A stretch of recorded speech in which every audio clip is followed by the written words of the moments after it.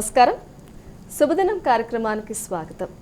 మేషరాశి నుంచి మీనరాశి వరకు ద్వాదశ రాశుల వారందరి ఫలితాలు ఈరోజు ఏ విధంగా ఉన్నాయి, వారందరూ కూడా పాటించాల్సిన పరిహారాలు ఏంటి, తీసుకోవాల్సిన జాగ్రత్తలు, ఇటువంటి అంశాలతో పాటు నేటి పంచాంగ వివరాలు, అలాగే నేటి వైశిష్ట్యం ఇత్యాది అంశాలన్నీ కూడా పూర్తిగా తెలియజేసేందుకు మనతో పాటు ఉన్నారు విశ్వవిద్యాలయ అగ్రశ్రేణి, తొలి మహిళ, జ్యోతిష్య వాస్తుశాస్త్ర పట్టభద్ర, పంచాంగకర్త, జ్యోతిష్య మహోపాధ్యాయ, అలాగే జ్యోతిష శాస్త్రంలో పిహెచ్డి గోల్డ్ మెడలిస్ట్ అయినటువంటి డాక్టర్ ఈడ్పుగంటి పద్మజరాణి గారు.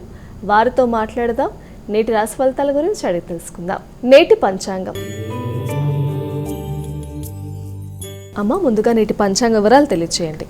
నేటి పంచాంగం 4/1/2025 శ్రీ క్రోధీనామ సంవత్సర దక్షిణాయనం, పుష్యమాసం, శుక్లపక్షం, శనివారం. సూర్యోదయం ఉదయం 6:29, సూర్యాస్తమయం సాయంత్రం 5:36. తిథి పంచమి రాత్రి 10 గంటల వరకు, నక్షత్రాలు శతభిషం రాత్రి 9:23 వరకు. యోగాలు సిద్ధి ఉదయం 10:08 వరకు, కరణము భవ ఉదయం 10:51 వరకు, కరణము బాలవ రాత్రి 10 గంటల వరకు, రాహుకాలం ఉదయం 9:16 నుంచి 10:39 వరకు, గుళికాలం ఉదయం 6:29 నుంచి 7:52 వరకు, యమగండం మధ్యాహ్నం 1:26 నుంచి 2:49 వరకు, అభిజిత్ ముహూర్తం ఉదయం 11:40 నుంచి 12:25 వరకు, దుర్ముహూర్తం ఉదయం 6:29 నుంచి 7:13 వరకు, అలాగే ఉదయం 7:13 నుంచి 7:58 వరకు, అమృతకాలం మధ్యాహ్నం 2:29 నుంచి 4:01 వరకు, వర్జం రాత్రి తెల్లవారుజామున 3:30 నుంచి 5:01 వరకు.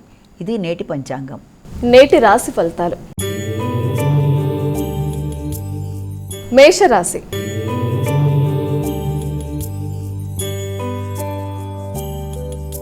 అమ్మ, మేషరాశి వారికి ఈరోజు ఎలా ఉంది? మేషరాశి వారికి ఈ రోజున ఆశించిన కార్యక్రమాలన్నీ కూడా చాలా వరకు మీకు అనుకూలంగా ఉండే అవకాశాలు లాంటివి ఎక్కువ భాగం కనబడుతున్నాయి. అంటే ముఖ్యంగా ఎదురు చూసిన వర్తమానాలు అందుకుంటారు. వృత్తిపరమైన ఆదాయం అభివృద్ధికరంగా ఉంటుంది.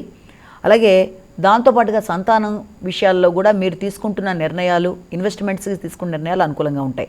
వృషభ రాశి.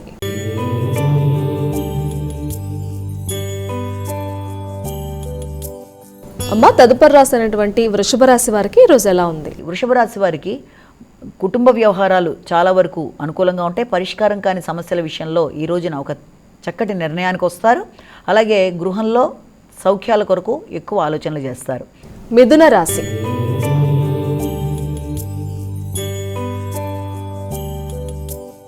అమ్మా, మిథున రాశి వారి ఫలితాలు ఎలా ఉన్నాయి? మిథున రాశి మీకు ధైర్య సాహసాలు పెరుగుతాయి, నమ్మకం పెరుగుతుంది. దాంతోపాటుగా ప్రయాణాలు అనుకూలంగా ఉంటాయి, కమ్యూనికేషన్ బాగుంటుంది. కర్కాటక రాశి.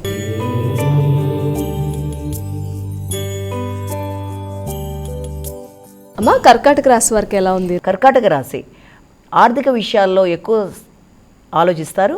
ఆర్థిక సంబంధమైన విషయాల్లో మీకు రావాల్సిన ఆదాయం అలా పోస్ట్పోన్ అవుతూ రావడం వల్ల కొంత చికాకులుగా ఉన్నప్పటికీ కూడా దాన్ని మీరు మానసిక బలంతో అధిగమిస్తూ ముందుకు పెడతారు. దైవబలం తోడ్పడుతుంది. సింహరాశి.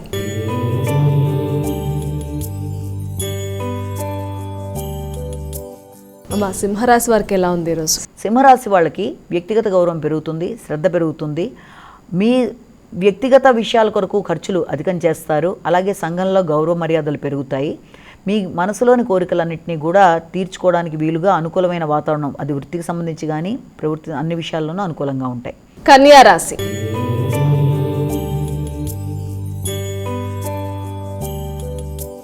కన్యా రాశి వారికి ఎలా ఉందండి ఈరోజు? కన్యా రాశి వాళ్ళకి దూర ప్రయాణాలకు అవకాశం అధికంగా ఉంది. అలాగే ఏదన్నా అలవాట్ల వల్ల ఆరోగ్యపరమైన విషయాల్లో ఇబ్బందులు ఎదుర్కొంటున్నట్లయితే వాటిని అధిగమిస్తూ ముందుకు వెళ్ళాలి. అలాగే ఆరోగ్య సంబంధమైన విషయాల్లో ప్రత్యేక శ్రద్ధ తీసుకుంటూ ముందుకు వెళ్ళాలి. అయితే విశ్రాంతి అనేది చాలా అవసరము.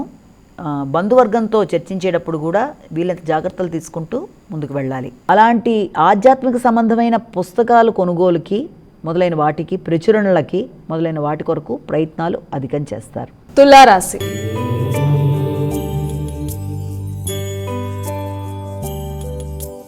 తులారాశి వారి ఫలితాలు ఎలా ఉన్నాయండి? తులారాశి వాళ్ళకి ఆశించిన ఫలితాలు పొందుతారు. వ్యక్తుల సహకారం బాగుంటుంది. అభివృద్ధికరమైన వాతావరణంలోకి వెడతారు. మీ ఆలోచనలు, మీ యొక్క నిర్ణయాత్మక సామర్థ్యం, సృజనాత్మక శక్తి మొదలైనవన్నీ కూడా మీ వృత్తిలో ప్రవేశపెట్టడం బట్టి మీ యొక్క వృత్తిపరంగా మంచి అభివృద్ధికరమైన వాతావరణాన్ని మీరు పొందడానికి అవకాశం ఉంది. వృశ్చిక రాశి.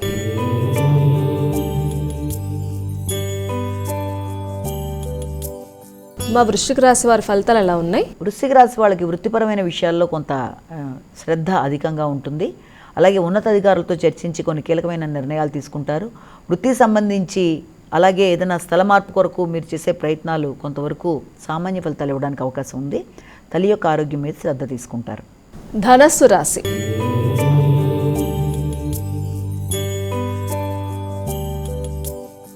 ధనస్సు రాశి వారికి ఎలా ఉందండి? ధనస్సు రాశి వాళ్ళకి దూర ప్రయాణాలకు అవకాశం ఉంది. తీర్థయాత్రల మీద ఎక్కువ మక్కువ చూపిస్తారు. విద్యార్థులకు విద్యాపరమైన విషయాల మీద, ముఖ్యంగా విదేశీ విద్య కొరకు ప్రయత్నం చేసే వాళ్ళకి చాలా వరకు అనుకూలమైన సమాచారం అందడానికి అవకాశం ఉంది. సామాజిక సేవ మీద ఎక్కువ శ్రద్ధాశక్తులు చూపిస్తారు. మకర రాశి.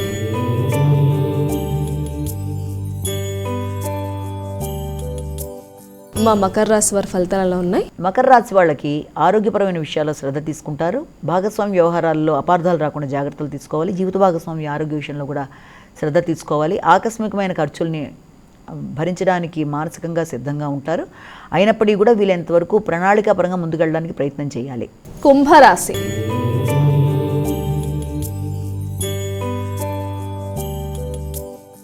కుంభరాశి వారికి ఎలా ఉందండి ఈరోజు? కుంభరాశి వాళ్ళకి జీవిత భాగస్వామి విషయంలో ఆలోచనలు, వాళ్ళకి సహకారం విషయంలో ఆలోచనలు అన్నీ అనుకూలంగా ఉంటాయి. జీవిత భాగస్వామి మీకు అనుకూలంగా స్పందించడం, మీ అవసరాల రీత్యా మీకు అవసరమైన ఆర్థిక విషయాల్లో కూడా వాళ్ళు ముందడుగు వేయడం, అలాగే వృత్తిపరమైన విషయాల్లో కూడా వృత్తికి సంబంధించిన భాగస్వాములు అంటే వృత్తికి సంబంధించిన భాగస్వామి వ్యవహారాలు కూడా చాలా వరకు అనుకూలంగా ఉంటాయి. మీనరాశి.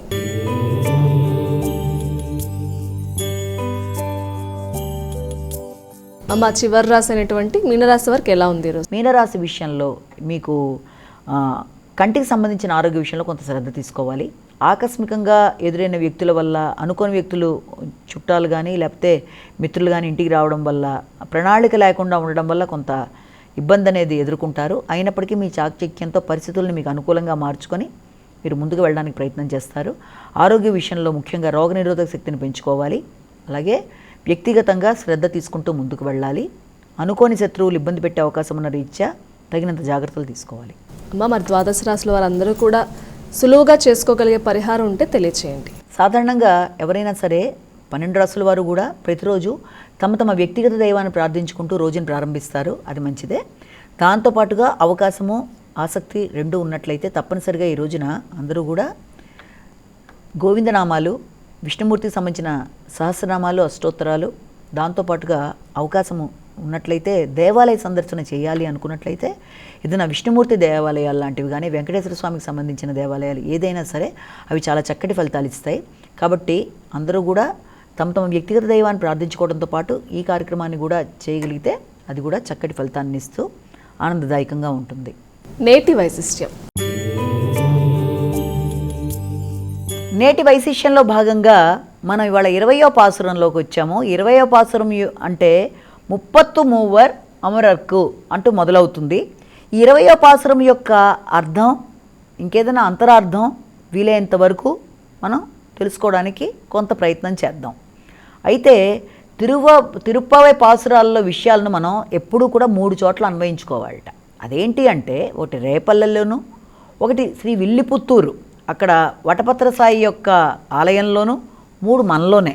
ఈ 3 చోట్ల కూడా ఈ యొక్క పాసురాల్లో విషయాల్ని మనం అన్వయించుకుంటూ ముందుకు వెళ్ళాలి. అయితే ఇక్కడ ఏంటంటే గోపికలు నిన్న ఎన్నో నిష్ఠూరాలు ఆడి నీలాకృష్ణులు ఇద్దరు కూడా మంచం మించి లేవలేదు. వీళ్ళు ఎంత మాట్లాడినా కూడా అమ్మ నన్నామని స్వామికి, స్వామి నన్నామని అమ్మకి, ఇద్దరికీ కూడా కోపం వచ్చింది. కాబట్టి ఈరోజు మరలా ఇద్దరినీ స్తుతిద్దామని చెప్పి డిసైడ్ అయ్యారు. అంటే నిన్న వాళ్ళు ఇలా ఇన్ని రకాలుగా అడిగినా వాళ్ళిద్దరు లేవలేదు కదా, సో ఇవాళ ఇంకో రకంగా స్తుతిద్దామని చెప్పి డిసైడ్ అయిపోయి 33 కోట్ల దేవతలకు వారికి కష్టం కలగకముందే పోయి యుద్ధభూమిలో వారి ముందు నిలిచి వారికి శత్రుభయం తొలగించు బలశాలి, ఆర్జవము కలవాడా, రక్షించు స్వభావం కలవాడా, నీ ఆశ్రితుల శత్రువులనే నీ శత్రువులుగా ఎంచి వారికి భయజ్వరమును కలిగించువాడా, నిర్మల స్వభావుడా, మేలుకొనుము. అంటే ఎన్ని రకాలుగా ఆయన అడుగుతున్నారో చూడండి. మీరు ఇన్ని రకాలుగా ఆయన్ని 3 కోట్ల దేవతలకి ఇలా చేస్తావు కదా, మరి లాంటప్పుడు కష్టం రాకముందే వెళ్ళిపోయి వాళ్ళకి హెల్ప్ చేద్దామని అనుకుంటారు కదా యుద్ధభూమిలో, మరి మమ్మల్ని కూడా కొంచెం ఎలాగైనా సరే ఇలా చెయ్యవా, కరుణించవా అని అడుగుతున్నారు. అయితే బంగారు కలసముల వంటి స్తనములను, దొండపండు వంటి ఎర్రని పెదవులను, సన్నని నడుము కల ఓ నీలాదేవి, పరిపూర్ణ లక్ష్మీ సమానులారా మేలుకో, ఆలబట్టమున అంటే విసనకర్రను కంచుటద్దమును మా కొసంగి నీ వల్లభుడు కృష్ణుడితో మమ్మల్ని స్నానం ఆడించు అని కోరుతున్నారు. అంటే వీళ్ళకి విసనకర్ర కావాలట, అద్దం కావాలట, కృష్ణుడితో స్నానం ఆచరింపచేసేట్టు చేయాలట ఆవిడ. ఇదేంటి, దీని యొక్క అర్థం ఏంటి ఇలా ఉంది వింతగా అనుకుంటున్నాం కదా, ఇదేంటో తెలుసుకుందాం. అంటే సాధారణంగా 33 కోట్ల మంది దేవతలు అంటారు కదా, అది లోక వ్యవహారంలో ఉంది. కానీ వర్గరీత్యా వాళ్ళు 33 మందే అన్నది వేదంలో లెక్క చెప్పారట. ఎలాగట, 8 మంది వసువులు, 11 మంది రుద్రులు, 12 మంది ద్వాదశాదిత్యులు, మళ్ళీ 2 ఎవరు వాళ్ళు అశ్విని దేవతలు. అశ్విని దేవతలు అంటే మనం వింటూ ఉంటాం కదా, ఎప్పుడు తదాస్తు తదాస్తు అంటూ ఆకాశంలో తిరుగుతూ ఉంటారు.